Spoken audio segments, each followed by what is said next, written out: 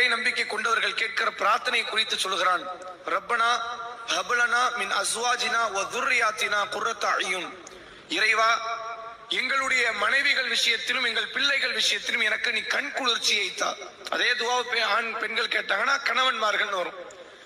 வஜஅல்னா லில் முத்தகீன இமாமா. இறையற்றவாதிகளை எங்களிருந்து பாடம் படிக்கிற மாதிரி அவர்களுக்கு தலைவர்களாக எங்களை ஆக்கு. அல்லாஹ் இப்படி கேட்க சொல்றான் பாருங்க. சும்மா அல்லாஹ் பயந்துட்டு போக கூடாது.